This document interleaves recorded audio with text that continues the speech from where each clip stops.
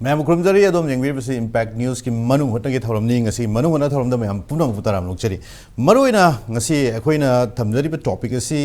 हौगिब चाही क्यादगी अखोइगी मणिपुरदा तोंगान तोंगान मखलगी मसा मसागी हिंगनब कारबार चथनरप मतमदा मसैदा यामना फुजदबा मदि अखोइगी लेबाकी मिंगचत थिबे याबा मदि नुपी समाज पुचिंगदबा याबा अदुगुंबा कारबार तौरप मतमदा मसि अखोइ लेबाकी ओइबा अखोइ मणिपुर सिदि यामना अखोइ कंजर्वेटिव ओइबा अदुगुंबा लम अमक सुओइबनिना अदुना मसिदैदा अखोइगी थोनिंगदबा थौदोकसिंग अमदि तौरोइदबा थबक थौरम चिंगना चिंगबा अखोइ तौबगी मसिगी करिमगा नमुमुक थेंगनबगी वाफम लई अदुगा हंदकसि अखोइगी चाही अमा हेलाबा सुंबा लानसिगी मरकसिदा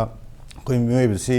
का हेना अखोइ सेंथोक लंबी लैरक्तबा अमदि तोंगान तोंगान मखलगी मसिदा अखोइ हिंगनब होनरकबदा मखल मखलगी कारबार चथरपि वाफम लैरि अदुगा लाइबक याम थीबा थौदोकसिंगी मरकता हंदक मरकसि यामना का हेना अखोइगी नुपीगी हक्चांग योलबा मतुंगदा मसागी सेंदा लंबी ओइना चथबगी वाफम सुलाकली अदु मरकसिदा तोंगानबा अखोइगी एजेंटसिंग हाइबा तारे एजेंटसिंगना अखोइ नुपीसिंगसि अखोइगी कनागुंबा मियोइ पिसाब लैबा मियोइसिंगदा मसि योनथोकपगी अमदि मसिदा अखोइ सेलना मटिकनरगा मियोइबगी ngahaki oibagi nungaibagi adum amadi masina akhoi leibaki ingkhalaiba naha singda generation da yamna ka henba akhoi amot pamadi fatba mami sing tahalakpi wafum phau leiri aduna maruina handak thokiba thokdok sing se kadangwandagi akhoi mioi nupa macha taruk amadi nupi macha taret fa khibagi wafum leire hariba thokdok tu da jo akhoi tongan tongan ba manipur gi masak nai mioi sing chenai habagi wafum leiri aduga ngarang nan ikui kui dringai da chinga makha dagi nupi ama amadi tangmenglong gi tausem khul dagi nupi amaga far matung da nupi ama makhong na nongmaina kapa magi thokdok laikre aduga yamna akhoi gi happening oiba khwaidagi angakpa mamoina manipur gi angakpa singi marakta manipur gi lemjaninga oiba manipur gi tongan tongan ba iyok gi oiba phirol sing putoktuna fashion designing gi lamda laiba mioi fawba masi nupi bu masi atop mioi singda masi sen mantik na daga yolam magi amadi makhoi gi flash threat torom magi wafum na singba lai hariba thokdok si mari leina makhong na nongmaina kapa magi thokdok laikre adunga ngasi maroi na khoin thamjari topic why rise in flash threat adunga ngasi topic si gi maroi na ngasi ai gi nakal na election beriba akhoi gi ima ke Indu Devi khurai khundrakpam Indu Devi ni advisor nupi samaj ima bo han oktar taram nokchage aduga mayai thang thang election beriba Laishram Boby Up-Adhyaksha Imphal West Boby su taram nokchage aduga loina na Shanta Nahakpam ni hojur Secretary General ERDO-Kangleipak Shanta bu taram nokchage. So once again ngasi ki topic why rise in flash trade aduna han bisrok se ai ima da dam ai lecture ge thangna su leibire aduna ima maruina handaki thoiba thokdok ngarang gi ngasi gi pauche singda yamna chawna yawba maming eta panjarage masi maming par mata thoiro poki squide lebak myamna thoiro gen khanbi rabani fashion designer ma khaksu oiriba Laishram Laishram ko mioi ma koi UNLF ki मियोई सिंगना मसिदैदा अखोइगे तौरिबा थबकसिंग से मसि अखोइ लेबाक समाज मांगनबनि हाइबगी वफमदा मसिदैदा अखोइगे चाइराक piggy वफम लैगरे अदु लाक्चनिंग वफम दि हजिक चाइराक पिखरे well and good masi अखोइ लेबाक समाज तगी मसि फत्तबजिंग मुथतनबदा मदुगे चौक थौदांग लौरिबा अदुम group अमा अखोइ लाल हुलुफ ने हाने लैबा अदुना चथरक थौंग सिंगनि अदु लुरिबदि हजिक चाइराक फंगिबा मियोइ से खक्ता ओइगदौरिब्रा अदुगा हजिकी मियोइसिना अखोइगी नुपी म्याम खक्सु यावरि हाइरिबा सिगी ट्रेड सिदा अदुना नुपी म्यामसिना दौ कमदौबा हाइबो वफम सि स्वाइदा वहंग अचौबम लैरि अदुना साइवाइसदगी हौमिना सिमा याम सांगना लाक्चरोगे इमागे वफम तामिनासि मसी ngasi ma khojik thoiba yamna burning oiba problem asi akhoi manipurda nupi singsi senda lambi oina lalolaga karba toraga madu commission jabagi mong yamna panbada paningda yamna nupi ama oina mama oina panbada paningda yamna hangoiba wafam amani haina ai logjai aduga masi kari dagi tholak pano habasim bajo khoi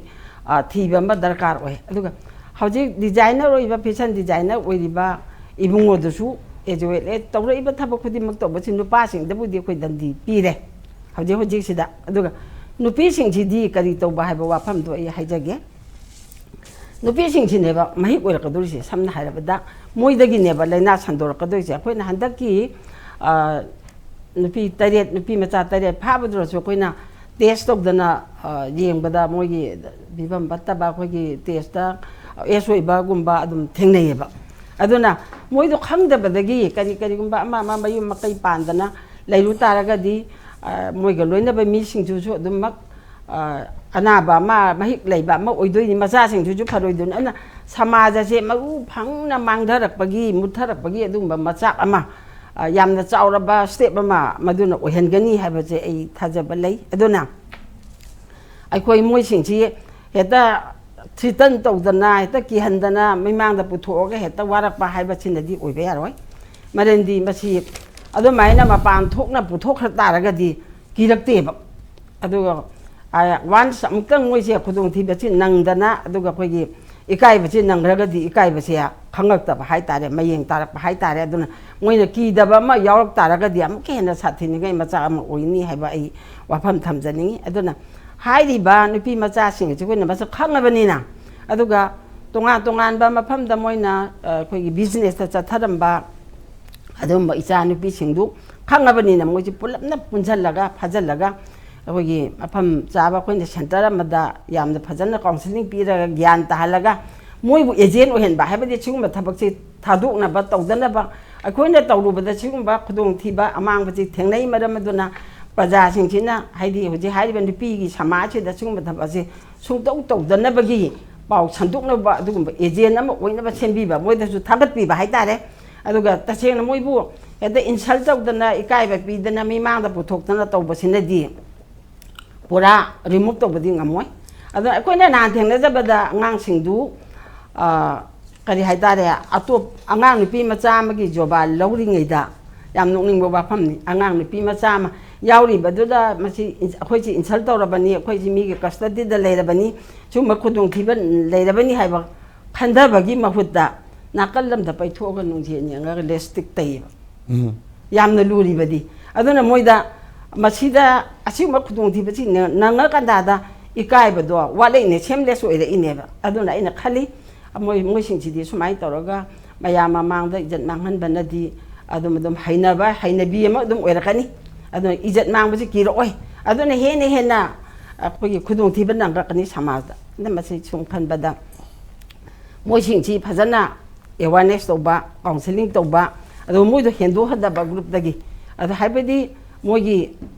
लायंगबम अमा थंबीबा हाइबा तारेने समना हारबदा कोई खंगबनीना मोइसिदगी हौबा तौबा फामी मणिपुर सिदि मरुइना यामना नुपी सिंगी स्टेटस सिदि यामना वांग्रा पोनी the status of the women in Meitei society is very high हाइमनी लोइना मक प्रोफेशन खुदिमा फिदा फंगबा दुगा नुपी गी मरमददि मणिपुर से मोरल दा कल्चर दा दुगा स्पोर्ट्स दा दुगा करी जगोई इसे द पुनमक थाक वांगना लेरिबा नुपी सिंगी स्टेज है मसी हंदा हलकनबा मॉडल से डाउन ओइरकनबा अदुग नुपी की खुनाइ से मुथरकनबगी अदुगुम्बा अचौबा स्टेप अमा ओइना लखलेमनिना मसी इजा सिंगना मथंग अखोगी फारकतना मोइबु दंदी पीदना अदुगुम्बा कारबारदा चेनरबा मिसिंग अहानबदा दंदी पीरिबा अदुगा मखा ताबदा नुपी मचा सिंग खोइना फारिबा नुपी मचा सिंग खंगबा सिंगजिदि मोइ काउंसलिंग का पीरगा फजना ट्रीटमेंट तौरगा मोइसिना एजेंटगुम्बा अमा सेंबीरगा मोइदो अपडेट तौबोइना एजेंटगुम्बा अमा सेंबीरगा सुम्बा थबकसि तौदनबा एडवाइजर ओइना थमननबगी मयामना कई हाइतारे सुम्बा कोइना साजति फतबा चलुबसिना अखोइगी याम अमांगबम ओइ हाइबदु कोइन हेना भाप ताहलगा काउंसलिंग तौरगा मोइदगी ओइना अखोइगी नुपी समाज असिदा सिगुम्बा थबकसि तौदनबा पाउजेन पीबसे मोइना ओइना पीहनबा फावबा आई पाम थागचरीमा याम फजबा याम मरुइबा वफम सिंगनि थंबिरिसे आई अध्यक्ष बोबीदा लाक्सके अदु मरुइना हजिक मॉरल पॉलिसिंग हाइबदारे बोबी मॉरल पॉलिसिंग तौरे हजिकसे हजिक कनागुम खरदी अदुम चैराक फमम थोक फंगे अदुना मशीना सोल्यूशन अमक ओइगदौरिब्रा हाइबा वफम सिनी मरमदि चैराक अम फंगबा मतुंगदा कोन अमुक मखाताना अतोप अतोप मियोय मयाम खक्सु लेरमगिने चैराक फंगिजिनि मियोय अमनि खक्ता गाइरि हजिक फावगी ओइना अखोइना उरिसे अदु सी नतबा अतोप मियोय मयाम खक्सु हाइरिबा मसिगी ट्रेड सिदा मसि अदुम हजिक इन्वॉल्व तब मियोय मयाम खक्सु लेरमगनि अदुना स्वाइवाइसिदा कमाइनि येंबे मॉरल पॉलिसिंग सिना मसिगी सोल्यूशन अम ओइगदरा हाइबा वफम सिनी करि मोट थंबिबे होय असेंबगिदि सॉरी कोई मोरल पॉलिसिंग जिना अरोइबा अमा ओइबा हाइबदुदि कोइना मिटना खोंगना उदबा मयाम सु लेबनिना हजिकी हाइरिबा कोइगी करी हाइनी थोहनिंदबा थौदोक मयाम थौलेइसे लेबाकसिदा इकोनॉमी सी असुकी मतिक फिबम फलक्तबा सिना मरम ओरकांदा लेरिबा सिचुएशन जे लोइनमक्सि इसोक सोलकपा अदना सोलाबनिना ngasai upai sunglei leitaba mi singdadi sumbagi we se changsilakpe macha am oyebako masi punamukse akhoi ji loinamakse related oi maramdi kaigino haikanda aina loinamakse related oi haijaribagi maramdi leibaki sentumgi phem phalaktragadi sumbagi changjam wangkhalakpa nahanmaktasu impact nei nakhimba adumba injecting drug users IDUs ki ko sexual transmission sumba mayamgi akhoi NGO singda adagi karbar masa yola chathabagi sumba mayamse henkalakpa haijare commercial oina sex workers sing tholakpa ko adagi loinana amuksu seisida men oina economy phem phatre hairagasu gyan taba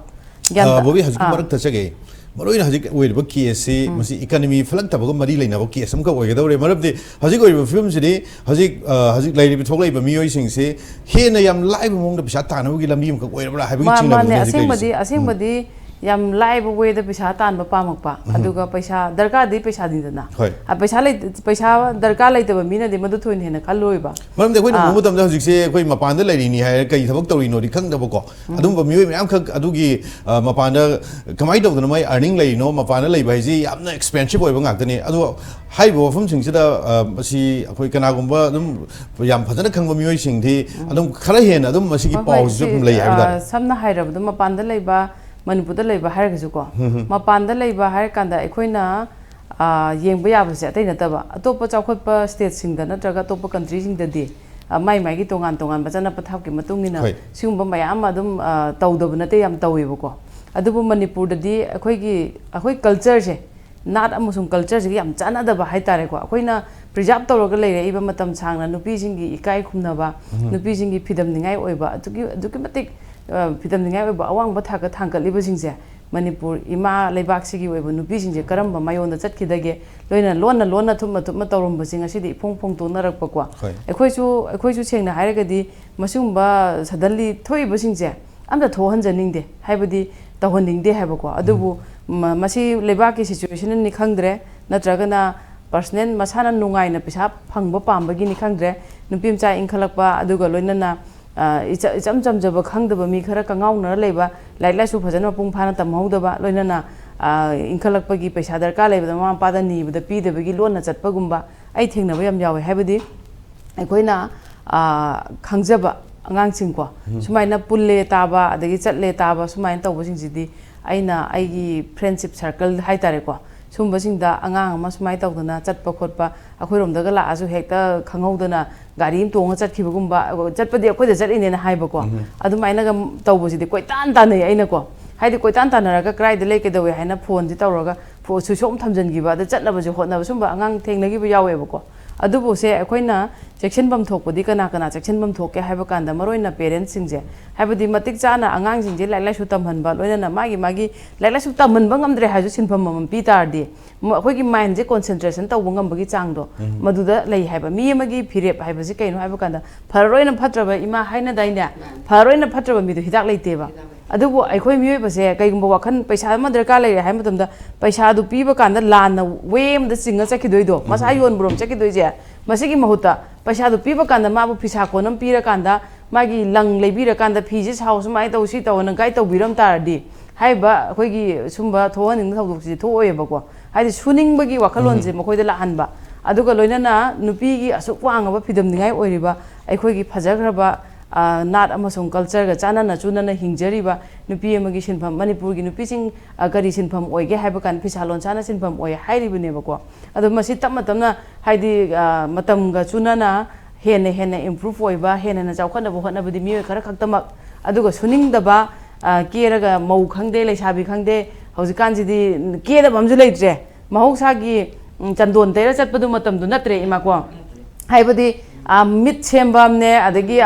kienaba adagi artificial yueba khajai da tainaba ne yam thokpasina maram kana potsing du lising taragi mathakta trangai mathakta example ni ko adugi darka lek ban pimcha inkhalakpam na kaidok tare madu pameba mamam pande adum badu leiragadi moide invest tawbiroeba adu tade kaidore magi link to the phangiba mi singduna nangi darka leiba apambadu pini hi hello somdam ta lao kholo koiro nong phado khangnaji example ni ko moina hauram doiba moigi grassroots se kraida hauram doino haibadu aina yam khangningi je kari maram gi nupim chamane chamne hekta adu we du phanchong jela chatuje kanana contact pige kanana link loge karai degi link tu phange haibje masi grassroots ne ko masi thibam change ba keno da parents singjina angang jingda laila su tamba or tamhandaba ngamaktabadagi tamhalawdaba aduga mapung phana gyan du leiraktriba inkhalakpa angangjingdadi magi nit tu darkar leirakpa pot leibini hadi haraudna innaba natragana kauba kanda haraudna chatpa suma mayam de yaudaba natebako lanna lambi amda singbagi mawongse phate adubu ngasi samna habde chinau singna ko minna khongna uba mayamna khangnaraba warakpam khangdaba warakpa ngamdana leiba mang warakpibase masisu yam phai adubu aina hajaningbadi haibadi ekhoigi leingaksi ain ama leibanina ain jigi chatna pathapsi matungina ain gi mateng lawbusu yam phai aduna maram oirakanda ain gi mateng lawbu tardi mara leiba khudimak dandi piba ngamgadoribani aduga ama khaksi bandandi pira loirabra haiduju another mayam leiram baya en khallebako asiju masi tinna ekhoigi samajda leiba ichai su singida tinna nongma gi sum chasalakpa magi grassroots ta leiba root sing loina kaklakpagi adumaina the future da heng asoibu lakadabanina tinjing ji phadok darkar lein khanje bobi sumba khoi in bim cham yam khok folpa makhoi ji family gi root cause nen thambining bra natraga makhoi gi root cause si karai boide boibe aseng badi family gi root cause ne ai logjai maram di kaigino da aikoi na phajana senari ba ichama kedong da mangoi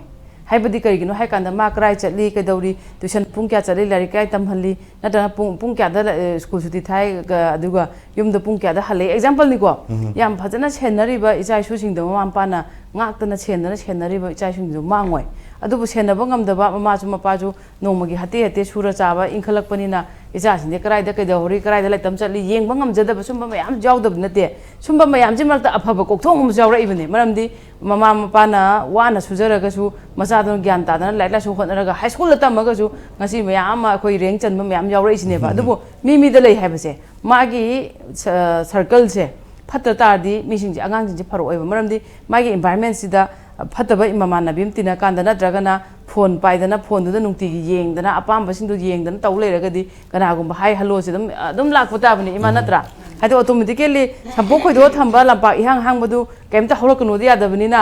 khoido khrabani sum hanga leyo dia dam napi dum hogole automatically ko and the brain ji web se kam kan ge se magi darka leba apamba du sum khallaga leibani na karaidano haina thiba horpo kanda sumba fataba lambi ji thengneyebako sinatra upai sungne taba yam easy way da phangba yaba pisa je sumba si darka lebudu matungina angang je yam lana lamjinghiba sini che aina yam haijaningidi parents singda ga tanebe wafam ju nate masa da su yawi masana khandaba ngamdabagi changje masisina oira kanda samaj ki mangnaba macha ama oireba khandaba ngamba mature oiba loinana aigi status khangna thabak tawba angang jingje hek pokpadagina loina doisi mama pasingse hek pokpadagina maroina moije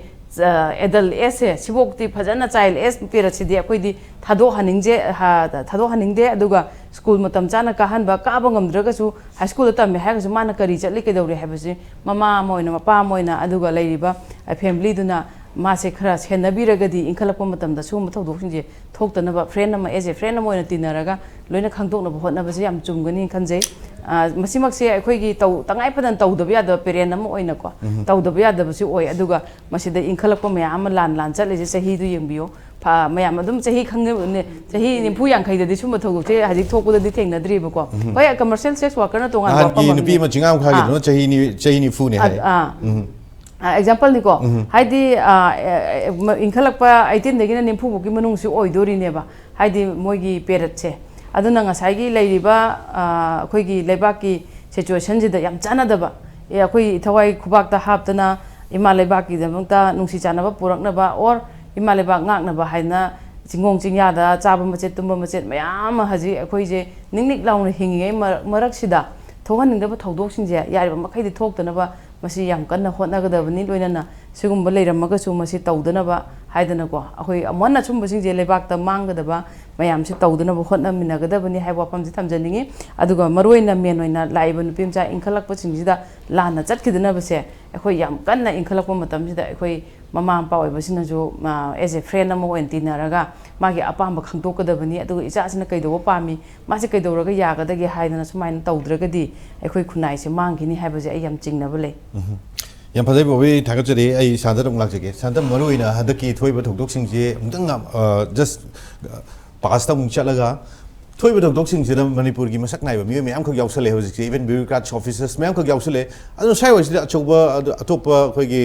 ahong amkhak lakpagi mami su ure haji bureaucrats mayam khak yam unaccounted money mayam khak paira thamakpa haiba pisa sing se khoi sin na honar pum tamda ngasai gi ma ki nungai baji atop atop khoi gi nungai ba gi hendorukna tongan tongan ba khoi laira da khoi chaitheng phangaba mi mau natraga leisabi sing da pisa thadaraga masai da hen nungai torpu gi adugi mami am khak su urapa ando sai wais da kari mo tambe ai hajik leiba fifam hajik oi fifam amade hajik oi leiba fifam je kamai ni yengbe Koi sigi matang nei na bodai am lu bai tare lu bai di akoi ni am hai ring hen na hai jal lord mu hai bati hai da am leba hen na hai jal lord akoi ni ngang ji legally ngang ba ya bo oi bra na tra ga oi da bra hai question dan lai ba che India gi hojiki leba keno je prostitution hai tare ko prostitution hai de hojiki se adum prostitution ne na hai ra doi ne ko bai di through pimp natraga mana nga sai call girl oi ro na lei dena ko different way da hai tare street ta de ko study Manipur di street ta di lai te ko akoi lei je mainly akoi sai ta oi di pimp oi ba mi khara na hai tare ko hojiki pimp oi ba mi khara na sai hojiki ngasi thok thoi bi da chenari ba akoi gi chinau se ma maksu akoi gi pimp amagi brand ne ma no je phang ga doi se ko duna ngasi India gi prostitution gi kano si yang kan da 2000 kano da akoi gi legally akoi na tau doi ta bak se kayamuk legal oi natraga oi de hai pochi la gan di India je prostitution gi matang da di sai one of the biggest tare ko hub oi raga ko masi gi economy je prostitution gi economy je India da nupi oi bising dang sai gi sendal lambi amoi na ko akoi gi flash trade ta si nei je si economy wen di pesa je am chau ba bharat da pum gi oi na ko aduga ngasai gi legally di protection jam lai ta ba adugumba cái nó một oi ba si cái ta re ko gi segment am oi ba si aduna yam complicated oi ba pot am ne ba se sam na ha da India ji man hai je hojiki brothel ne the street worker ne the street prostitution call girl the escort agency hojiki the escort agency su all ke tawram ne ba wari bu ko most of the hoje hoi ngasai gi film gi tamo su je kan da ko mana achau ba function am da man hai gi lai re ko angang sing hoje crore pai khalai ba lam lai khalai je kai de pesa noi na man hai gi lai re du mana hai re ga su legally ma as an organization amagi chairman oina film from gi ma chairman ne dana adu ma legal action lo ding am de ba maram de koi gi legal oiba binding leite ba sei pot che ko koina moral policing se India da moral policing rom da ayam chat pu pone se ikai der ga di upai leite ho se iman hai bi de ko ikai der ga di upai leite ha du ne ba duna koi gi hojik lai ba Manipur da lai ba culture je last kano se da koi gi kano se koi gi ka ta ko 1990 dagi na ngasi bau 2024 bau da lai ba ohong muse ko masi gi ohong muse ko yam pa na kup na yeng hom jange ngai gi masi da ohong muse da lai ba se 1990 akoi to 1990 swai da kano se laite Facebook se laite 1996 2011 to 1996 2001 to swai da orkut se lai Google gi ko orkut se la ga da khoi gi identity sing je kano na expose to hore khoi thadu e ba identity ji ai santani ai adu da tammi ga na ai future ambition na aduni ga na khoi je social media da khoi gi identity ma khoi profile ma sem ho gre ba orkut gi matung da Facebook la ko Facebook la ko da gi di kitang amuk change to re to orkut se mang gre Facebook se na kitang he na mo advance to re ade khale Instagram ma mu la ko ade di Instagram la ade ham de Facebook se khoi kai ro season me ba khoi ngai kai ni message ki pattern no season me ko Instagram la then TikTok la ko ade di YouTube la ko mo si me am se YouTube se ham de khoi kanoma YouTube ta khoi tuber oi bai adu tuber oi pesa tan yai ga se khoi masi khoi ana phasan khangam de ba hojikti madugi source me am do la ni na ngasai gi chen hai bi ba de iman hai bi ba ne ko angang sing se khoi gi yam over expose to ba akoi gi dress to ore ama do yam over expose sidagi sina ta ba atopa app channel sem app macam mayam nungdang atheng mada akoi chat to bagi then akoi gi video da ngasai gi physical relation je video da oina thamak bagi then phone da oina thamak bagi even India da legal oi de haiba wani but then akoi Facebook da kai de chaga kanda maram te telephone bo lak to si phone da nungdang ithan da oi di boring chura ga di wari sabiu ga na si akoi gi legal angle am ta leite ba India da fasana ting na ba kaino this is a technologically advanced or bagi pot am oina urak pani ko sigi marak se da akoi Manipur gi core issue da kumthara kan da di akoi gi se kamain to ge da lam se am pikpa aduga akoi gi lam se da luxury se akoi yam ka ana pamlam oi ba akoi film industry se sum yeng ba India gi yam phabarom da yeng da di akoi film industry se ngarang han da su kai ba isano wai ba sano Cannes film festival da entry bhangi ne ba adugi level bo changba ngamba industry do da kana gum khara na changsala kanda glamour gi waina ngasai gi nuai thokna ba पोट अमा ओरपगी मौम लाएब सी लापगी मरमजिना कइनो हागंदा ngसाइगी economy की angle दा येंगो मतमदा अखोइगी आंगांसिंगसे ngसाइगी new world इरा सिदा होजिति technology जाम चाखलामनिना iPhone Gauba अदगी then अदुदगी हेंदोक्तना ngसाइगी आईगी ओइबा आई से Simuka यावना फजै Simuka यावना फजदे हाइबो पोतो उथोकप ngamba दे follower याम पाamba then mama Mopa सिंगसु आई चानुपी आई थेंगनारबने से direct आई चानुपी दी माइदी 1 lakh follower heli आई चानुपी 20000 follower हेंग्रे अस्मादी Instagram reel ममदा पैसा सुक लाए हागा चाउथोकजब ममा मपा लाइब चाउथोकजब सी खंबियोबा चाउथोकजब ममा मपा लाइब रील लाए हागा देन अखोइ हुजिक येंगको ngasiगी इशू सिदा नत्रगा ममांगी इशू मयामदा सुम येंगसेबको यूट्यूबर खरना अखोइगी पब्लिक की सेंटिमेंट जे मोइना डिसीजन की टाइप ता मोइना ngangaga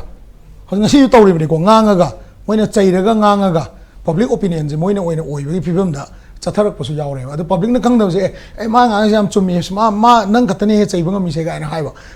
असुमाइना पैनल डिस्कशन गुम द नतबसिना अखोइ मजन ओपिनियन शेयर तौनबनि दनको अदुमाइना तौरकाना ngसाइगी प्रजाना खंगदे माने ngangi दो माइदि पैसा फंगे मा अखोइना व्यूअर हेलिगे सुम पैसा फंगेबा अदुना सेन तानबगी लंबी सिदा अखोइना अफबा लंबी हाइ तारेको अचौबा लंबी चौखटप लंबी अदु उटपा ngamdribaw अखोइ सिगी प्रॉब्लम जे लोइ नाइ रोय अखोइगी सिगी पोचे फ्लैश रेट की प्रॉब्लम नते बसी से पैसा ही प्रॉब्लम ने से ओरिजिनली पैसा ही प्रॉब्लम ने ममा आई हुजिक सो हाइबी मी अखोइना आइना ममिंग पंद्रे सो अखोइना खंगबा सोमना सो खंगबी बले ngone आंगांग सिंग मयाम ले नुपा दसु ले बको अखोइगी सिगी स्टाइल दा तौरगा पैसा याम पाइखलकवा देन नुपी दसु अखोइगा चावकवा अखोइना हाइबेतंग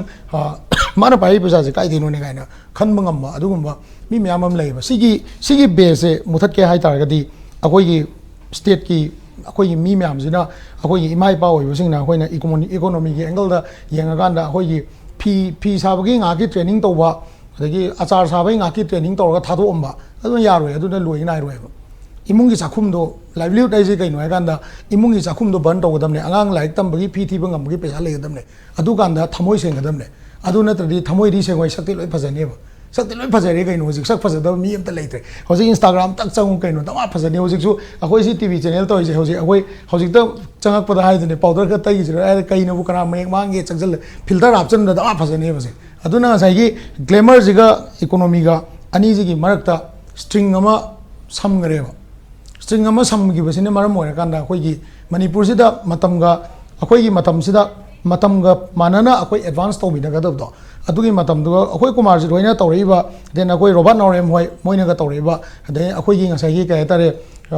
कक्सिंगी गरी ज्ञानन होय अदगी सिदा अतोपसु मयाम लेरि अखोइ फैशन डिजाइनर देना को मोइ मयामना तौरइबा पोट मयाम सि मतमगा चानबा मोंगदा तौरपने शिलोंगदा शो मयाम तौय मोय अदे दिल्ली दा शो तौबा ngami वरिबु को रोबट नौरेम होय नेशनल इंटरनेशनल लेवल दा मसक खंगबनी को अदुबु मतमदुगा चानबा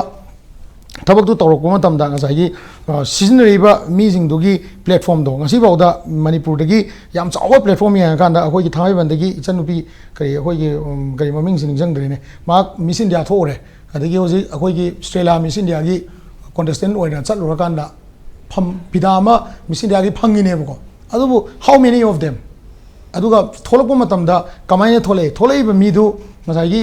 चंगनिंग लंबीदुगा चानरेब्रा everybody cannot become an air hostess नत्रा अदुगा मागी इकोनॉमीदुगा चानरेब्रा चानदब्रा अदुई पोतने लाइजे ममा मपा ओइबसिंगना होजि मेन क्वाइदगी चाव प्रॉब्लम लाइजिदी ममा मपा ओइबसिना इंस्टा दा कइदा होजिसु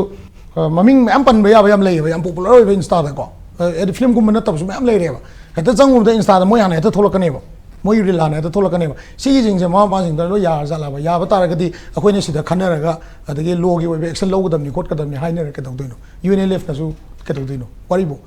अमा इंथुनी अमा थोलकनी अमा इंथुनी अमा थोलकनी सोसाइटी चेंज तौबा इस देखो म्याम वखन मानर चेंज तौगदमने अखोइ गतंग नंगांग सिदा अइना अइ चनुपि सुमाइन तौलoi मोइ तौजसनो हायरसो अइ चनुपि मानर आईफोन पायगा लाकाना मोइ तराना आईफोन पाय लेतारदि अइ चनुपि दु नंगदि आईफोन पायनो हायबा यार ओइबा अदुगी